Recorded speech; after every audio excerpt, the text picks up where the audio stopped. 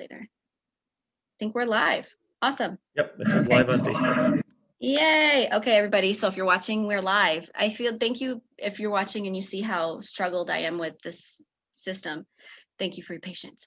Okay, so I'm super excited. I think that, every week I get really excited to just share with you, especially if you're my friends and you're in my network, just the type of people that I get to surround myself with. And today I'm super excited because this person is not only a friend, but a mentor and somebody that constantly pours into me. I literally have so much respect for him and his wife. I wouldn't be who I am if it weren't for them. He comes from a background, a financial background, and has transitioned over to our company with his wife, and is over a $500,000 earner in this company. And they're on track to do $1 million this year, which is really exciting. And I'm just super grateful that I actually get to associate with this person. And I'm so grateful that he was willing to do this, because I feel like a lot of you guys would not even have this opportunity to hear from him unless, of course, you were here. So this is just a gift, and I want to thank you so much, Frank, for doing this. But please help me welcome Mr. Frank Lagattuta, and this is where all the applause would happen. Woo! All the people watching. All right, so we're gonna get into it. And again, every week I like to do this just to share with you guys kind of just the experience and the associations that I get to work with. I feel like there's so much out there of people that fail, whether it is not just this business, but in other, and they give you their take on how they did something after they failed. And these are people that are successful, that are doing this business. And I just feel like it's so important for you guys to hear their perspective. And I'm just super grateful, all the people that have been willing to do this, and Frank, especially you. Again, you guys, I have so much respect for him. So this is super exciting, but we'll just kind of get into it. Frank, if you just kind of want to introduce yourself, and then we'll go into the questions and just, say a little bit there.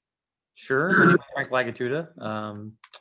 I've been in the financial services world or insurance world for almost 30 years now. I came out of college at Cal State Northridge with a degree in finance, not really knowing what I wanted to do, but knowing that a degree in finance, or in the money world, is where I definitely had an interest. I've been one of those freakishly weird kids my whole life, where when money was around, I was paying attention. Not so much because I wanted it all the time. I wasn't a greedy kid necessarily. I did have my greedy moments, but I certainly was more noticing that the power that money had, the confidence and the security that money provided, I think was very telling for me, knowing that my family didn't come from a wealthy background. My mom and dad both grew up very poor, and hearing the stories of what they went through when they were growing up and listening to what they experienced. My mom at times, even as a kid, went to bed hungry. That's how poor they were. So I got an opportunity to not live that life. We lived a better life than that, but not necessarily a wealthy life either. My dad was a career military guy until he got out after 20 years, retired a colonel from the military, from the Army. My mom was a stay-at-home mom, raised 4 kids. The work that she did at home did not go unnoticed. Like, I saw how hard she worked as a stay-at-home mom, raising 4 children, especially as difficult as my older brother and I were. So I got a chance to see what life was kind of like, not having a lot of money, and then realizing that what little more or any more that we could have relative to an income source or some financial wherewithal would have certainly made our lives a little easier. They shared one car. My mom and dad shared one car and were able to take care of the kids and go to work. Nowadays, you don't hear that very much. On occasion you hear it, but you don't hear it very much. All those experiences got me to where I was going to be. My dad tried to put us all through college, but he was on a military income. And if you don't know what the military makes, I guarantee you they don't get paid very much for what they do. So I learned some of those things as I grew up, and I ended up going to a couple of different colleges, trying to figure out what I wanted to do. I ended up at Cal State Northridge and got my degree in finance, like I said. And then it's a matter of, I learned some lessons about, from there, what's your next step? How resourceful can you become to make your life a little bit better? And I learned along the way those kind of little tools and skills that you need to be able to accelerate or progress your life in some way, some meaningful way. I'll give you a little example of that. When you first get a car as a kid, my mom and dad didn't really buy me the car. I picked up my brother's car, who still had payments on it, and I had to make the payments. And it was a very cheap car, Nissan Sentra. When the first year they came out, they changed the name from Datsun to Nissan. I remember the doors were so thin you could squeeze the doors, the driver's side and passenger side, you could actually squeeze the doors. They would wobble. Like, it was crazy. I think if you scratched off the paint, it would say Coors on it or Budweiser. That's how crazy the car was. But it was $92 a month, and it needed a payment to be made. And I took on the car when my brother went into the Army, and I had to go figure out how to make the money. So I went and found a part-time job somewhere to try to make extra money to make ends meet. My parents couldn't afford that, and didn't try. If you want something, you got to figure out how to go get it and be resourceful and go do it. So we did. And that was kind of an exposure to me as I was going towards college, because that was the end of my high school career. And then I started to realize that if I wanted things in my life, I got to really make them happen. My dad agreed to pay for college as long as I was getting good grades, and as long as I was focused on what I wanted to do, right? As long as I'm full time and my grades were up, he would pay for it. Well, I went to UCSB my first year, and in my first year at UCSB, I started off okay. Very different culture shock. I was still working at home about 75 miles away from school. I was working a full-time job managing a pizza restaurant to make money, about 35 to 40 hours a week. And I was going to school full-time, and my grades suffered because of it. I was driving back and forth to school every day. So 5 days a week I was going to school 75 miles away. So it was 150 miles back and forth each way, plus the time in between to walk to the car and walk to the classes and then working. And it wore me down a little bit, but it taught me work ethic. It taught me I want what I want, I got to work hard. I did not do well my first year at UCSB, University of California, Santa Barbara. I did not do as well as I know I could have. I know I definitely worked harder than I wanted to at that point in time. But I knew I had to work hard to get anything I wanted out of life. So I met with my dad and I said, listen, it's not fair to you to pay for my college education if I'm not doing my best. You're working hard to put us through college, and it's just not fair. I feel guilty every day taking your money to pay for college that I'm not performing in. So here's what I would like to do. I'd like to make a deal with you if you're willing to do this. And he said, okay. I said, I'm going to come back and go to a junior college. And I went to Moore Park College as a junior college. And I said, I will get my grades up and I will pay for my own semesters. I can't pay for UCSB. I could afford it, but I could pay for Moore Park. And I said, if I get good grades, if my grades are up and at the end of the semester, I turn my grades into you. If the grades are B's and A's, average a 3.0 or better, you'll reimburse me for the semester. Is that fair? He said, that's absolutely fair. This put all the pressure now on my back to make it right. And if I didn't do the work, I didn't get the grades. So, I mean, if I didn't do the work, I didn't get the grades, and then I didn't get reimbursed. So now I have skin in the game, right? I got a little, a mentor of mine once said, if it's going to be me, right? It's going to be like, I'm the one that's going to have to do it. So having my dad pay for it versus having me pay for it, I had no skin in the game. I didn't really feel like I was losing anything, but I was hurting him, which really didn't make any sense. So I worked really hard to get my grades up, and I actually started off at Moore Park with about a 3.2. And after the first semester, he reimbursed me for that. And then the next couple of semesters, I worked really hard. I ended up leaving Moore Park at a 3.7. But I was a 1.8 at UCSB. I want to be clear. My grade point average was terrible. Wow. I had one or two grades that I got B's, classes that I got B's in, but I got some bad grades in some of those classes. And I had to get my head on straight and focus on what was important to me. And I did. And the money, paying for it was very important to me, right? Because I didn't have a lot of money, so paying for it was a big deal. When you don't have a lot, every little bit is a big deal. So I got him to agree, and I worked my way through Moore Park, and I got my total grade point average, including my UCSB grades. My total grade point average in college got back up to a 3.4. It was pretty fantastic. It was pretty fantastic. And then I moved to Northridge, and I graduated with like a 3.4 or 3.5 from Northridge. It wasn't super exciting, but it was decent. I was happy. 3.46 or something like that, which is, as far as I'm concerned, I was pleased with my progress because I took it on myself to get it done. And I finished my college career at that point with the proper grades to be able to do what I needed. So my message there was, when you want something, you can be resourceful enough to figure it out. Right. You also want to make the right choices, and you want to have the right integrity and character along the way, so you do the right things. I felt like I did that with my dad, and I think I was rewarded with the opportunities and the skills to be able to get there. He always taught me work ethic. My parents have always taught me that. Right. So, I kind of want you to touch on a little bit more, and then we'll go to the next question, kind of like that mentality of, I mean, not very many people even, I'll be honest, like I consider myself a person of integrity, but I don't know if I would go to my mom if I was going through to college and be like, let me get skin in the game. So where do you think that came from? Like as far as growing up, where do you think that mentality came from? My dad, I think more than anything else, my mom and dad they have a really big mentality about doing the right thing. There's a right and a wrong meter that you have.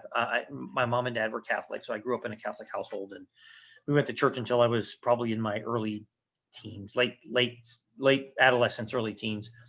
And I learned and got a lot of the foundation from right and wrong. My mom and dad both have always been like, you think about it, if it feels wrong, it's wrong, right? My mom's got a really big mentality. If you're around people who don't do the right things or make the right choices all the time, it's likely going to affect you. So she always talked to me about associations, always talking about associations and who you're around, and don't let the wrong people have their mentality, penetrate you. Like, this is not who you are. So I always had that. My dad has always told us, when you do something, do it to your best of ability. In fact, I will never forget the quote that he gave me from the time I was a kid is, I don't care what you're going to do in your life.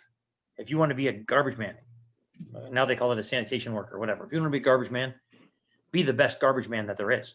If you want to be a plumber, be the best plumber. If you want to be an architect, be the best architect. If you want to be a coach, be the best coach. It's like, whatever you decide to do, just be the best at it. You don't have to be what I want you to be necessarily. All he wanted me to have was the proper foundation of a college education and to be able to get, but even if like my brother didn't graduate college, and even if my older brother, and even if you don't graduate that, if he became a mechanic, be the best mechanic, be the best service manager at a mechanic. Just whatever you're going to do, put your heart and soul into it and be the best. Right. Always be everything that you can be. Do it to the best of your ability, do it right. I used to play Little League in baseball. And I remember when I would get out on the field, I wanted to be the best. Dad said, be the best. I'm going to be the best. And I outworked everybody. I stayed at practices later. I worked twice as hard in practice. When people were running, they weren't jogging in the background. I was running full speed, and I was running to get ahead of the group. And people were like, oh, you're just making us look bad, blah, blah, blah. Those people are always the ones that never performed. And at the end of the day, those people never made it in life. Most of the people that I knew when I was a kid that half-assed it in practices and half-assed it on the stuff that they were doing, guess what? They didn't really amount to much. They're still making, 40, 50 grand a year, and they're trying to survive and get by. And some of them got into drugs, and some of them did other things. And all I remember was, I've had a pretty successful run in my working career. And it was because I outworked people. I tend to have that work ethic of, I'm going to be the best at what I'm doing. I'm going to be the one that's standing when everybody else is falling. So when they used to tell me that when I was in Little League and when I was in little school, elementary school, when I was working jobs or doing whatever I was doing, I remember very specifically a moment where I was actually at a practice. It was one of my baseball practices, and I was at a practice and I was busting my butt with a coach who didn't have a kid on the team. He was just a coach. He was the kind of guy that wanted to help kids in the community, and so he coached them. And he ended up taking me as the first draft pick. And every year when we moved up from farm to minors to majors, he coached me for the first 4 years of baseball. He always took me first out of all the other kids in the league.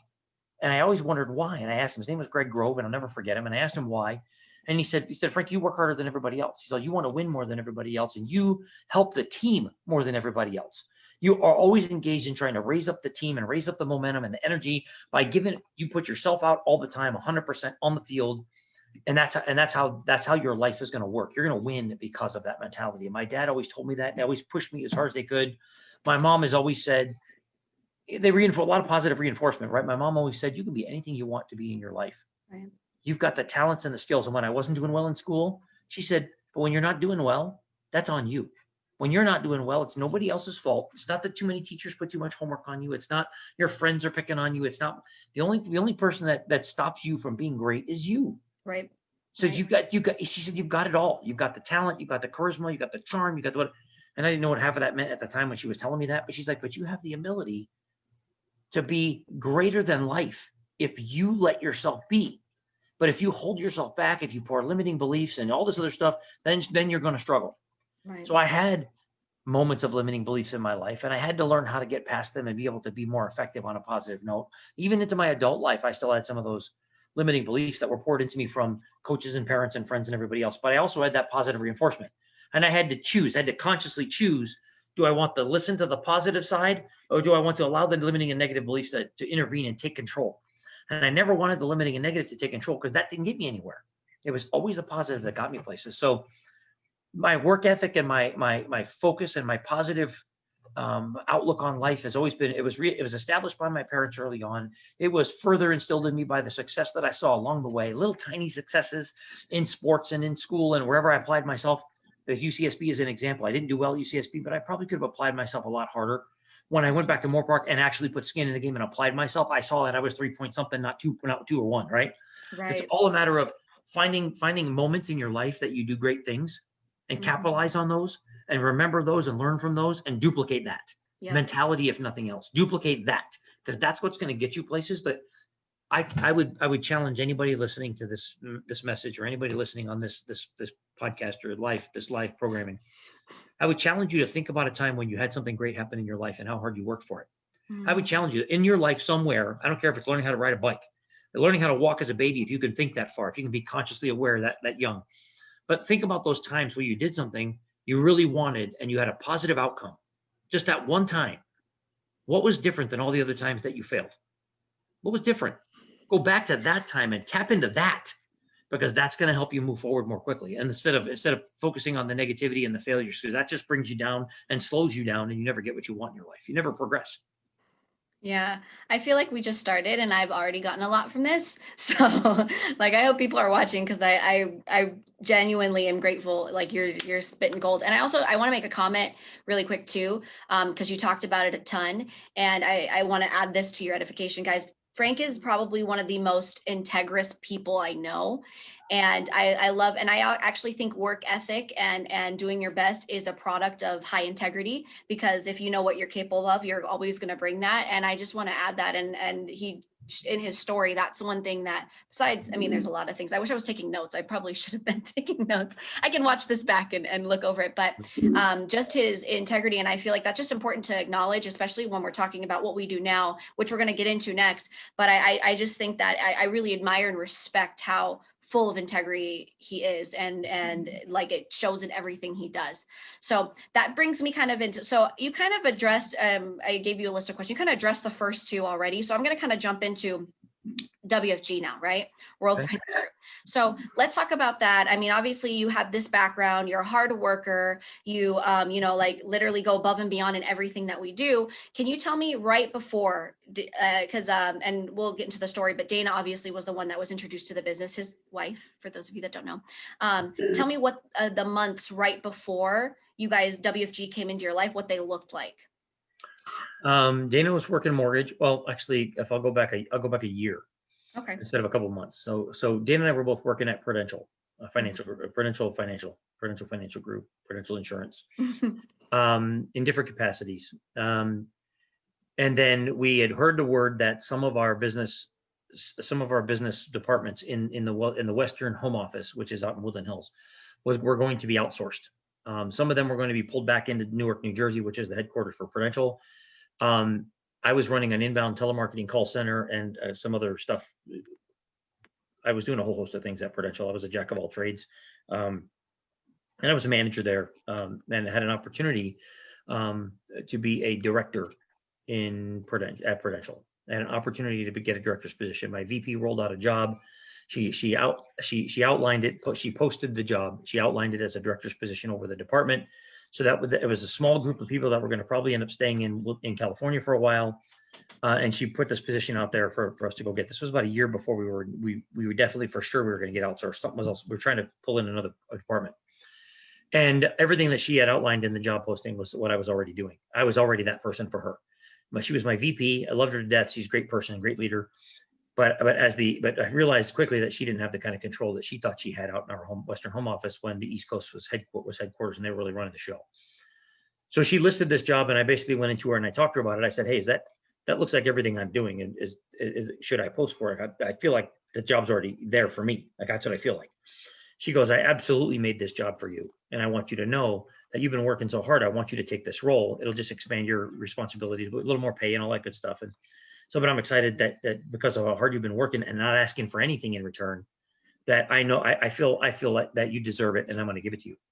I said, "Awesome." She said, "But I have to post it. We have to go through an internal process." So we started doing that. And what I found was that she went through a process of going back and forth with home office to try to ensure that I would be the person slated for the job. Well, they posted the job and several people applied. One of the people that applied was a director from another department that wasn't even part of our organization, but they already had the title of a director, was doing nothing that I was doing, was not involved in our business model, our division at all, doing something totally separate. And somehow her name got slipped into the mix. And so I said, okay, if she's credible, she's credible, but she's not doing the work that I'm doing. She knows nothing about what we've been doing. and she has not had a stellar performance record. Let's be clear on that.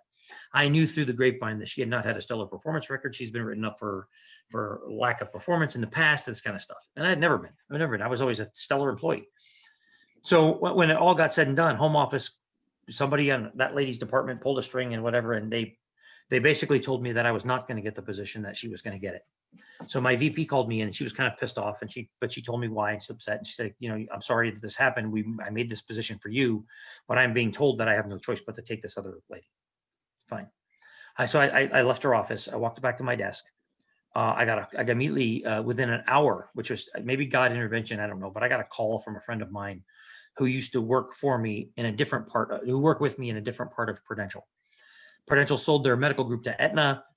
This guy left Prudential and went to go work for another company called Principal Financial Group. I had already been at Prudential for 10 years. He called me and he said, hey, look, I know you wanted to try to be a sales rep and you missed the opportunity to be a director over at Pru. I'm at this company. I'm looking for another rep for the LA area. Are you interested? I said, God couldn't be more timely, right? I got this information. So I talked to him about it a little bit. He said, can you come out and meet with me at lunch? So I went to lunch and went to go meet with him at the office that they were at in downtown or in Glendale. And we talked for a little bit. And he said, you know what? I think this job is for you. He's all, let's get the paperwork going. I said, well, let me think about it. Can I call you back later tonight? So I went home and I typed up a letter and basically walked into my boss's office, my VP's office, and I said, here, I wanted to give you this. And she goes, what's this? It's my letter of resignation. And she was like, why are you leaving? And I said, well, clearly I'm not valued here as much as I could be based on what's going on. And you know as much how hard I work, but if you don't have the control to protect me, that means I really have no upside here. There's nowhere for me to go. And while I've been trying to work as hard as I have, I had goals. I had goals in my business that I wanted to double my income every 5 years. If every 5 years I could double the amount of money that I'm making, then I felt like I was a success story. And that was small thinking, but I felt like I was a success story. I started at 25K. At 5 years, I was at 50K. At 10 years, I was only at 60K. That's not another doubling. I didn't get to 100K, so it's not helping me any. A lot of people told me they think I'd be good in sales. I wasn't sure or not. I was always questioning whether I'd be a salesperson, whatever. I didn't like the used car sales guy, but I did like the idea of doubling my income or improving my income dramatically. So he told me. So I went to her office and I turned in my resignation. And she said, well, just hold off on it. Take this letter back and hold off on it for a minute. I said, well, I'm telling you, I'll be honest with you. I'm looking at another position right now outside the company. Because of the way this whole thing played out, I don't see any reason why there's no value for me here. I need to move on. I respect and appreciate everything you've done, but it's time for me to make a step. And she said, well, just hold on to it for a minute. There's some things in the works. And this is also some things that have occurred behind the scenes that she hadn't been talking about while she's trying to fill this director position. And one of those was they were talking about outsourcing our entire division to Ireland. So even if this person got the job, this director's position, they might be gone in 6 months anyway because they outsourced the position, right? So she would have got the job and then she would have to leave. So I said, oh, okay. So I waited and they put the hiring freeze at the other company on hold for a minute. So I was kind of stuck in this middle ground. And she basically said, listen, I need you here for 3 more months or whatever the case may be. This was in February or whatever. She said 3 more months. So can you hang out for 3 more months? Can you postpone the other thing for 3 more months? If then I can get you a separation package. So you leave with the separation and you can move on. I said, okay, that sounds like a deal to me. What are you talking about? She said, just hang tight. So I called my guy and he was like, listen, I can put it off for a little bit because they have a hiring freeze anyway. I'm going to need a couple months to get this organized. And it worked out great. The timing was perfect. When he was ready again, he called me. I went to go meet with him at his office. He showed me where my office was going to be. I went through the interview process. I flew to Des Moines, Iowa to get the interview. Prudential, in the meantime, offered me a separation package. And the separation package is I got paid out for 60 days.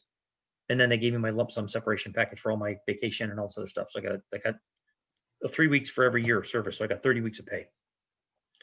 And then I started with the next company. So I got almost double pay. It was really kind of crazy, but it worked out. So that year alone, I made over 100 grand, which was basically year 11. I hit my doubling. But my point was, that was what my life looked like for me.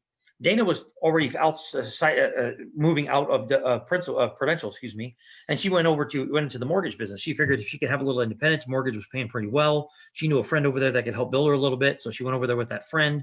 They introduced her to some people, and she started making some good money.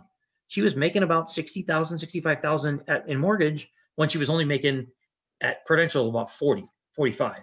So it was a step up for her. It was a great thing to start. We had just been married less than a year before we left Prudential. So we're newlyweds too. All this stuff was going on.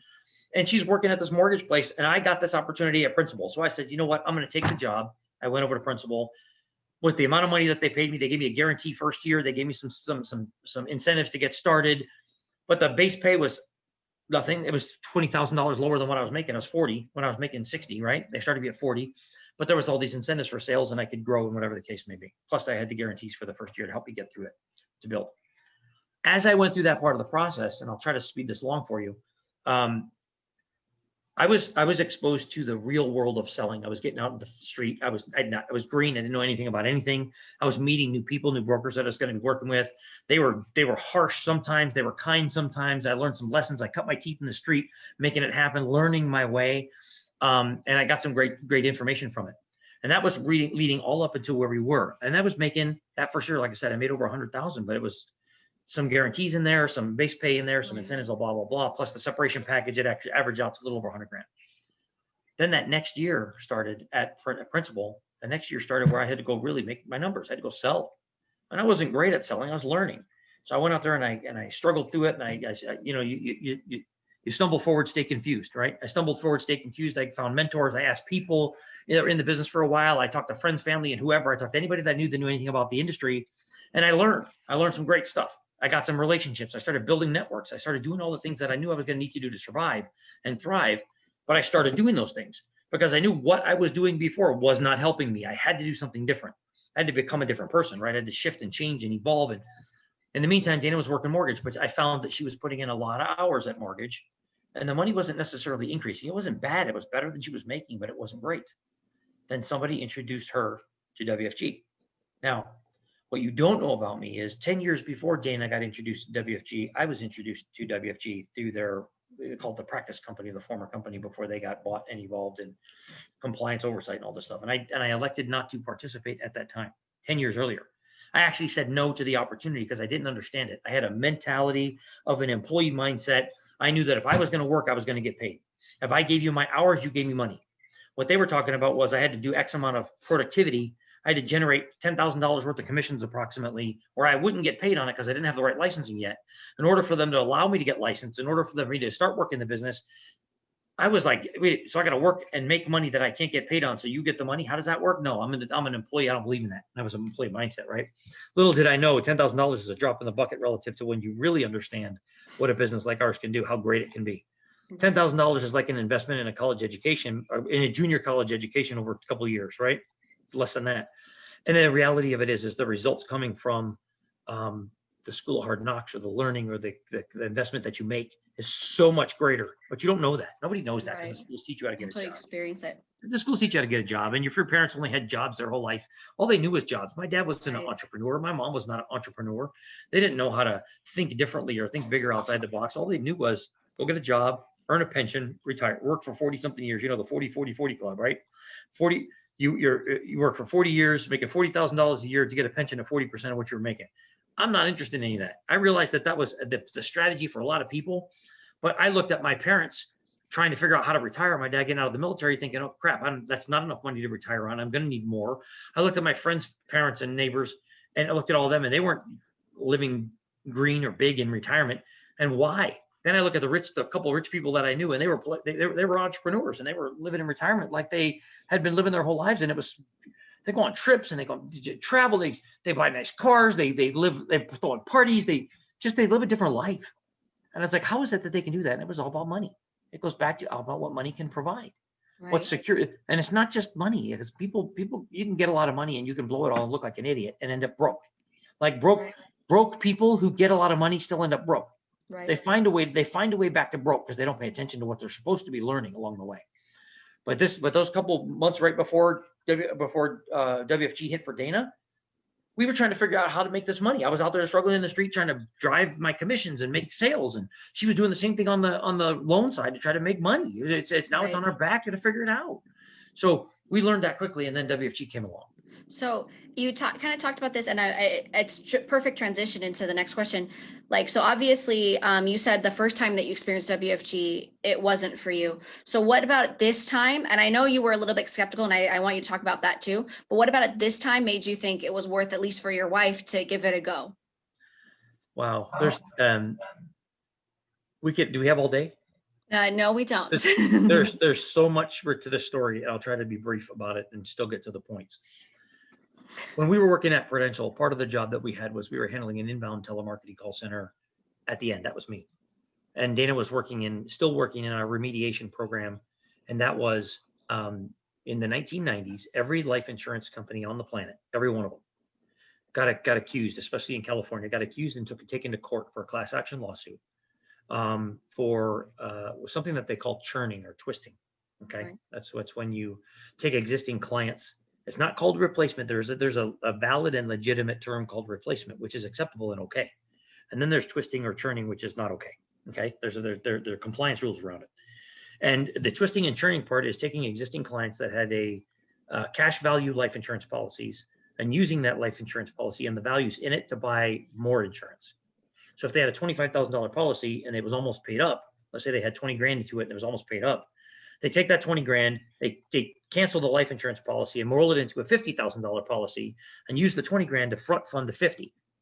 So this way, and what they were telling them is you won't have to pay another premium because the 20,000 would last long enough to cover the premium on the 50,000 into retirement, as long as the dividend scale from most of these mutual companies stayed the way it was.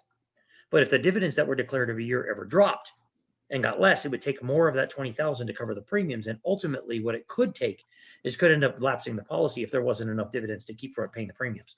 So people got stuck in these places where they bought these policies because there wasn't proper disclosure in a lot of places. There was some disclosure, there wasn't very clear disclosure, and all the insurance companies either settled out of court and paid their clients and moved on their merry way, or they didn't, or they fought the battle in court and ultimately ended up having to settle and paid out their claimants anyway. But this was part of the process, and it was unfortunate that it worked out that way, and it put kind of a smear on the insurance industry for a minute. And what really happened was the insurance companies, especially Prudential, paid out a ton of money in settlements to take care of their clients because their clients had to be taken care of. Well, I was part of the remediation program where we looked at the class action settlement. I wasn't a sales rep at the time. I was an internal guy. I was working in this role. I was working in kind of a compliance / settlement remediation guy. And I was training all the people around the country to help do this. So when we looked at the stuff that was happening, all I saw was there was 99.9% of the agents out there did great by their clients. They did great. They did proper disclosure. They sent us all the information. The client sent us all the information saying they were harmed. We looked at all the information and a majority of the clients were not harmed. They were properly told what to do and everything. But there was some of them that were a little less forthcoming. They disclosed a little less information about the risks of the policy. And those those clients got hurt and they got taken care of. I want us to be clear on that. But Prudential did a fantastic job ultimately of paying for and taking care of all those claimants. They took care of them. They didn't do the right thing at the beginning, and that's what brought the class action lawsuit because they didn't monitor the training process closely. But they did a great job of taking care of the clients. That being said, we went through this process. What I saw was a window of opportunity where agents who get greedy have an opportunity to take advantage of a consumer when it relates to their money. I kept thinking about one particular client that lived in Lake Tahoe, and I won't give you their name. But I remember that one particular client, she was an older lady. Her husband lost his policy because of this, and he died. And they never got paid the death benefit. She got taken care of, by the way. She got taken care of really well. But the point being is, this happened on the watch of the agent. And I said, what if that was my mom or my dad? Like, who's minding the store? Who's watching out for the good guy? Who's out there protecting the small guy or the grandmas and grandpas out there that have their life savings in this stuff? So I got a little bothered by it, very bothered by it. Now, while I wasn't going to go fight with Prudential because every insurance company had the same kind of mentality around their trainings programs, and they all settled. You know, I could name all the companies out there that did it, but we're not getting into all that. But I realized that one is if I'm going to get into sales, I got to be the one that has better integrity and do the right thing. My integrity, like I told you before, was instilled in me from my parents. Right. My dad told me two things in my life. The first thing is you got to keep your word. The only thing you have in your life is your word. You give somebody your word and you don't honor your word, you never be trusted again. Your word is then worth crap, and then you are worth nothing because nobody's going to listen to you and believe you or trust you if you don't honor or stick by your word. The second thing is don't lie. There's no reason to lie. And here's the thing: if you lie to anybody, you can probably get away with it for a little while. But when you're standing in front of the mirror and you're looking back at that guy that's looking back at you, he knows the truth. You can never lie to that guy. So why get yourself in a position where your integrity and your ethics are compromised when you can just simply tell the truth and deal with the consequences and move on? Take it like a man. My dad used to say, take it like a man. You do something wrong, suffer your consequences, and get back up and apologize for it, atone for it, and get back up and go back and do the right thing, right? Right. You're not going to be perfect 100% of the time. You're going to make mistakes. You might make some bad choices, but that doesn't mean you're a bad person. It just means you make bad choices, but you can fix them. So fix them. So when all this was going on, and there's all this is the part where I was introduced to the business. Dana brought me home, came home one day, and she goes, my friend from high school just told me about this business. I said, you just started working in mortgage? She goes, yeah, but I want to. This sounds really good. I want to talk to you about it. And I said, well, are you going to stick with the mortgage or what? Because I don't want you jumping around all over the place. You're never going to get settled and grow into anything. She said, no, look, I'm still going to do mortgage. What she did, what he told me was he can introduce me to this lady, Jamie Villalobos. And back then, WFG was doing mortgages a little bit. They were involved with a mortgage partner. They did referrals to mortgage. And she said, and Jamie said that if I work with her, she could probably put 10 loans a month in front of me based on the volume of activity that's happening on her team right now. She sees probably about 10 loans a month active she could put in front of me. I said, that sounds great. I said, what do you have to do? What do you have to give her to get that? She said, well, I might have to, enter their business. I'm going to start working with them a little bit. I said, okay. I said, I think Jamie more than anything else wants, I said, she probably wants a partner, wants to network with you. So you got to be able to drive some business her way. If she's going to drive business your way, that's kind of a relationship, a reciprocal relationship. She said, she didn't say that. She just said, if I do good with the loans and I take good care of her clients, then she could do all the stuff that she needs to do with her clients because I've done the right thing for them on the loans. I said, okay, let's look at it. So she goes down and meets with Jamie, and Jamie talks to her about our business model, and then he gets real excited. Now, I didn't know at this time exactly what the model was. So she comes home and she's like, we need to sit down. We really need to sit down with Jamie and go over our finances and stuff like that. I said, why? I said, I know money. I've been working in money for years. I'm good. I got it. She goes, we need to sit down with her. I want you to see this. I want you to look at the opportunity too and see if it's right. I want you to see if there's something that I can expand my scope on and do this also, because I'm seeing numbers from the people that are working there that are building a business and having more independence and control, and they're making really good financial, like the money's coming in really good. The industry pays really well. And it'll also give me the feed to these loans. So why not? I said, okay. Right. I said, if you're really that serious about it and you're impassioned about it, I said, I'll go listen. I went to the office and we sat down with Jamie. She went through the whole one-on-one with me and told me about what the business looks like and tried to get me to join the business right then and there. And I said, it's not for me. I just started 6 months ago, principal, and I like what I'm doing. I'm excited about it. I really have a goal in mind with this company. I want to do some great stuff. But Dana, if Dana wants to start, I support her. And she goes, so she turned to Dana and she goes, well, and she goes, let's sign the AMA. And I said, but hold on a second. And I pushed the paper back across the desk to Jamie. And I turned to Dana and I said, I want to be clear on one thing. This is a commitment that we're making. And when we make a commitment, we stick by our commitment. This is not a commitment when things get tough, you say, I quit. That's not when things don't go exactly the way you want them to, you get frustrated and stop working. This is not okay. If you want to do this and you want me to commit to back you in this business, I'll back you 100%, 110%, whatever you need, I'll do it. But here's the deal. You better be 100% in, not 95%, not toe dipping. Don't leave anything in the tank. You go after it full for great guns. That's the goal. And I got to see money being made out of this business, because you got to replace, if you want to quit mortgage at some point, you got to replace that with this income and make this work.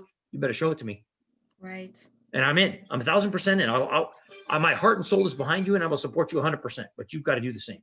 Right. She said, okay. We signed the AMA. She got started the next day. Wow. I want you to know that, and I'll kind of move into some of the other stuff that you talked about. I was a skeptic by nature. I don't believe everything is too good to be true. I don't believe it. Right. So I'm looking at my wife. I know what her experience is, but I also knew how talented she was. Let me back that up a little bit. So as long as I knew her before we got married, I used to watch Dana, not just because she was pretty, not just because she was flirty with me, not just because she was smart. She had talent. She had all kinds of talent when it related to people. Great gift at connecting with people. And one thing that I saw in her more than anything else was, if she put her mind to it, she can get what she wants. She can make life happen in a good way. And she's bright. Usually it's funny. And I hate, no offense to the ladies out there, but oftentimes brains and bright doesn't always go together, always. But in this example, it did. And I was like, I'm in. If you're serious, I'm in. I believe in you. I totally believe in you. But the business model, I had to be able to trust Jamie. I had to be able to trust the business. I had to be able to trust the system. And I didn't know that well. So as a skeptic, I had to think about, okay, even if I don't believe in all of that yet, and I believe in her, I still have to be able to put that aside and not talk about that, because I don't want that to distract her. Because I believed in her, and I knew that once I got her real engines going, the real stuff that she could do, I knew she could be great. She's got so much talent in her own right, she could be great. So literally put that out, put that skepticism on the back burner. I kept thinking about it. I kept asking questions a little bit when she would come home, but my questions were always about, how do I help her get stronger at what she's doing? She's building a muscle here. I got to, just like I was building a muscle in my own job at the time, trying to learn the skills, she was building a muscle here. So as I was going through it, I was thinking, okay, I had to learn this over here and I didn't understand how to do it.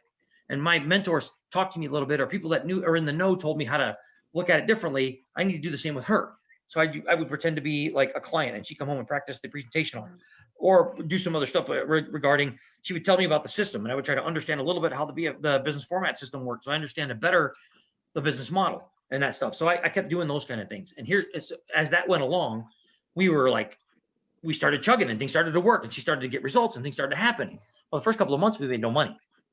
And I was like, wait a minute, there's no money. She's like, well, licensing, got it licensing. And some of the, back then licensing was much broader. We required life licensing, life and health, and securities license 6 and 63.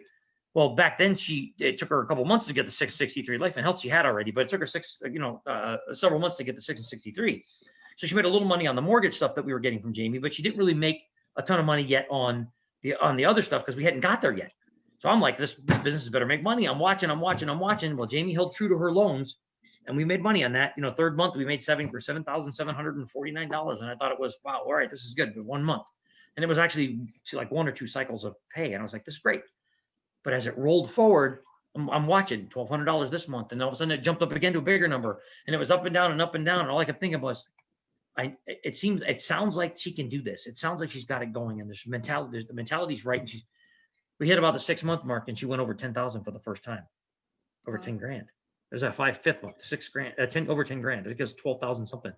And I'm like, oh man, if she could do that every month, that's 140,000 bucks a year. We can definitely do that. I got excited. I'm like, okay. So she earned my support a little bit further and quelled my skepticism a little bit more by showing some results, right? But she worked hard to get the licensing. She worked hard to get it all done so she could start getting paid, and all of a sudden money's coming in. Fantastic. And so from there, it just further reinforced, okay, I need you to go to a big event. Okay, what's a big event? She's like, we're doing a wealth bowl. You need to come. Okay, I have a job. She's like, well, you need to take time off from the job to come. I said, well, this is the closing. January 1 is the biggest time of my year. You want me in January to go away for 3 days or whatever? I got to do my job. She's like, well, we'll figure it out. So I would go to Wolf Bowl, and I would work out of the hotel room, making calls for my job. And then every time I had a break, or every time I had a 2-hour, 3-hour window, I'd run to the Wolf Bowl event so I could watch the event and learn the stuff that she's learning. And then I go back to the hotel room, make some more calls. I go back out in the evening to the rest of the training, because we didn't do work at night. And then it's a back and forth. But I tried to invest myself as much as I could in the business while I was running the income part of it, because I was still generating most of the income to pay all our bills so she could build the business. And that was how it worked. As she built more, it took pressure off me. Of course, I was not allowed to take the pressure off me, because I wanted to be the big breadwinner for the family. I'm still, machismo man. I wanted to be the breadwinner. And then I used to jokingly say things to her like, I can't let you pass me an income. I got to be the producer. And it's funny. And then it became a little friendly competition, but it was all in good spirits.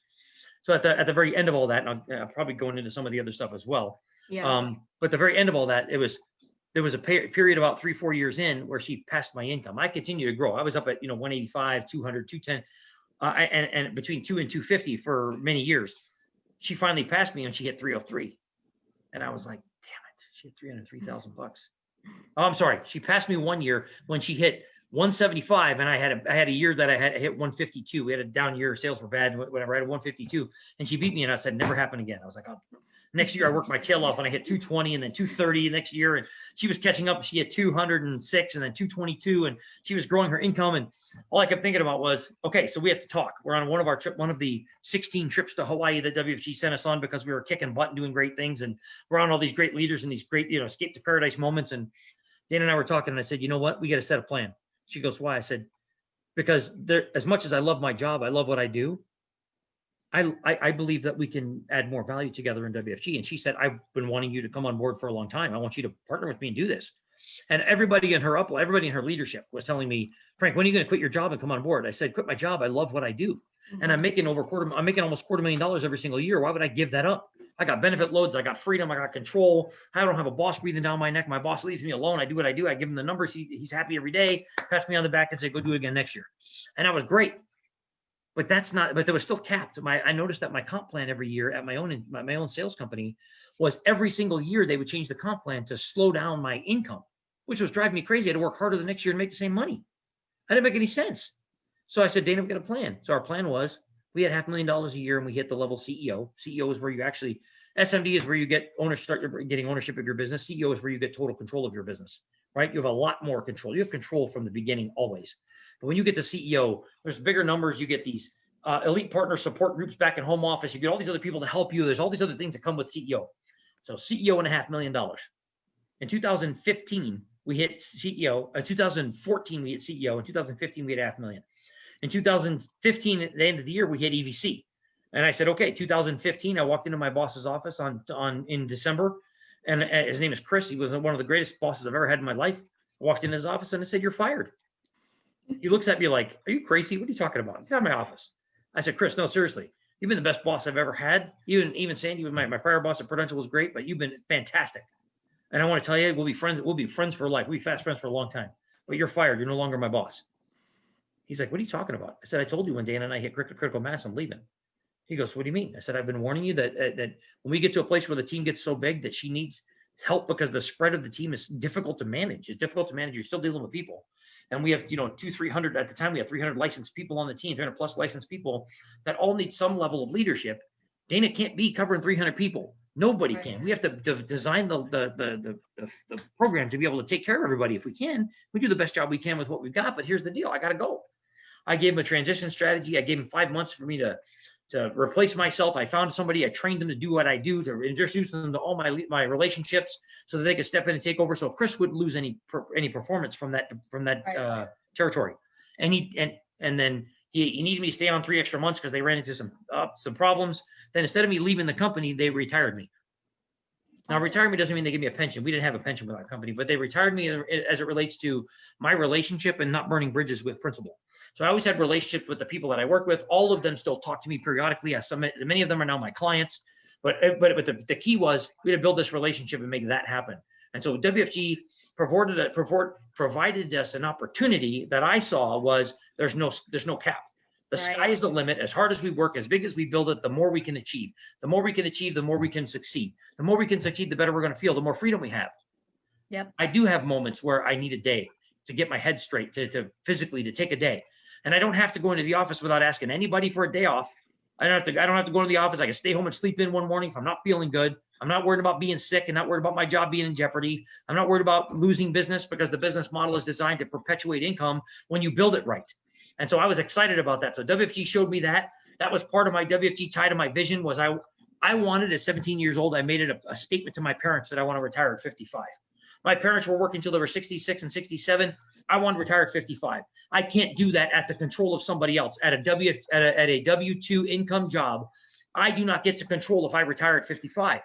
I wanted the income. I wanted the presence. I wanted all this stuff to be taken care of. I know I've got some financial challenges on my qualified money to get to 59 and a half. Not really. If I do it right, I can bridge that gap. But it's all in my control. It's all in the power of doing it right now for that moment. WFG tied into that vision in an amazing way because it told me that if I do the things that I need to do and I build the platform and I work the structure and I do it right and I follow my integrity and build my brand image and build our name in the marketplace and Dana and I do all the things that we need to do to present ourselves. When people hear my name or her name, they think, you know what? I trust those people and I do business with them. When you build that, nobody else is in control of your brand image or your image in the marketplace, but you in your sphere of influence. The more value you provide to the people around you, the more energy and effort you put in, the more work ethic you put in, the more people are going to trust and believe in your ability to help them find their path. Right. That's what it's all about. And me having the ability to I think about money all the time and have the ability to help lead people down a pathway to get them solvent and financially sound. What a great place to be. I sleep well at night. I put my head on the pillow and thinking, I just help my next door neighbor. I just help my guy across the street. I just help my other neighbor to get on the right path. I helped all those people I used to work with that principal that wanted to be helped. I actually sat down with them and they're on a better path now. I just helped my cousin whose father, my uncle, was so negative about our business from the beginning. He's still not that positive about it. But guess what? I just helped his daughter at 56 years old, who called me and said, I don't listen to my dad, but I know you can help me. So can you help me? I helped her get through a divorce, take the resources that she got from her divorce and anything that she had saved up in the process, and help position her so that she really, if she wants to, never has to work again. Wow. Now, that's not that she doesn't want to work again or that she doesn't want to enhance her life further. And with what we've put into place for her, she's going to do much better than she's doing today because we've done a great job of managing her situation and putting her in a position to win. But all of what we do is based on, we believe strongly in making it better for the person in front of us. We believe strongly in our brand image and our integrity and doing the right things by people to make it worthwhile, to sit down with us complimentary and do what we do. How much better can you get? Right? Yeah. Retiring at 55 is an option. If I can get passive, I want my passive income at 100 grand a month. How do you feel about 100 grand a month? I think that's good. Passive income means I'm not working anymore. If it's just 100 grand a month, it's just 100 grand a month. That's 1.2 million a year passively. Yeah. That's not actively. We're still active right now. So we're making a lot of that money also active, but actively and passive. If I can get to 1.2 million passively and I never have to work again, and all the resources that I built, all the business that I built, all the stuff around me, all the money that I've saved is generating a $100,000 a month income. I think everybody on this call that's hearing this, with the exception of those that want to be multi-deca-billion, million, or whatever heirs, then here's my point. If you want that, go get it. But this platform will give it to you because it's got an open top end. Just keep going. But the worst case, you work really hard here, you make a great living for yourself, and you retire very comfortably with a passive income. Right. So. That was, I mean, I kind of feel like you answered this, but I'm going to just kind of give you the opportunity to kind of close it out. Okay. And this, I feel like the one question I want to ask, and you kind of said this, but just to go into it, what's one thing that you wish more people knew about what we do? If you can just summarize that, and then we'll close it out there. Summarize, that means it's got to be short. Okay. I know, right? Okay, so the one thing that I wish more people would really know about us, the one thing that I can say more, it's not really one thing, it's a couple things. I'm going to give you a couple. The first and foremost is people with integrity rise to the top of this company. People with integrity and character drive the business model that we run with the utmost faith and belief in what people can accomplish. We live our lives and we get in front of people knowing that they have the potential. We believe in those people we are sitting in front of, and we would expect and hope that they would believe in us the same way. Of the agents that are in our organization, in our team, in our business under the Freedom Builders, if the agents that are on our team ever deviated from integrity and character, they wouldn't be with us very long, because we believe in the people that are around us and we pour into them every day about the right and the wrong, making the right choices, making better choices for the future. I believe that that's a very important component of it. I think the next most important component of it is you can't do it alone. Let me rephrase that. It's very, very difficult to do it alone. You can become successful without WFG. In some walk of life, you probably could. But in our model, we hold hands with you, lock arms with you, we push and pull you, we train you, we mentor you, we coach you, and we get you where you need to be if you want it. I had a conversation with an associate this morning who keeps talking about they want somebody to help her build a business. Okay? And I'm all for that. Let's lock arms and let's go. But you have to be the horsepower. I cannot be your horsepower. You've got to be able to take the business model and make it as great as it can be. And I will coach you, encourage you, and develop you along the way. I will give you the right skill sets. I will teach you we have training constantly. We'll take you in the field if we need to. We'll go back and check your mentality if it's out of whack. If you're not positive enough, we're going to check your positivity. We're going to put you into some books that are better for you. We're going to put you into some mentors or podcasts that are going to help your thinking and your response to life. But we're going to do all those things that are necessary to get you to a better place. But you've got to bring the horsepower. I can't bring the horsepower for you. I can inspire you and try to motivate you as much as I can. But if you sit there constantly saying, no, I can't fix, I can't. Nope. One of my favorite mentors has always told me this last thought, and I'm going to leave this with you. Everything you want in your life, everything you've ever dreamed about, everything you ever thought was possible is on the other side of I don't want to, I can't, or I don't think so. Everything you want in your life. So when you feel like things get tough and you say, I don't want to, or I don't care, you get through it. Drive through the adversity. If things get difficult and it's too hard, push through the adversity. If you try to avoid the adversity, you are not building the muscles. If you try to avoid the adversity, you are not building the skills and the talents that you need to progress in the next version of your life. Right. The last thought that I will leave you with is this. the next phase of your life is going to require a different version of you. Amen. And if you don't set that version of you to be able to handle that next phase, you won't be able to handle it. You've got to grow. You've got to continue to progress and evolve. That was gold. Thank you so much. You got it. I'm really excited about this. I can't wait to share a copy with it. I'm probably going to even send this to certain people because I felt like you just really hit the head of the nail on so many things that I wanted to cover. So thank you so much. I know you have to go, and I know we promised that we'd finish right at 4. So I'm going to just kind of end it right there. Thank you so much for your time. Guys, seriously, I hope you took this. I'm going to watch this again and take some notes because there was just a lot of good stuff here. And I can't emphasize enough. Thank you so much, Frank, for doing this with me. And I look forward to some, building it big with you. Like, I'm excited. We absolutely believe in you, and we're excited to see you hit your $1 million. That's so wonderful feeling to know that's coming. So thank you so much. Thank you for having me. All right. I'm going to end it. All right. Thank you so much.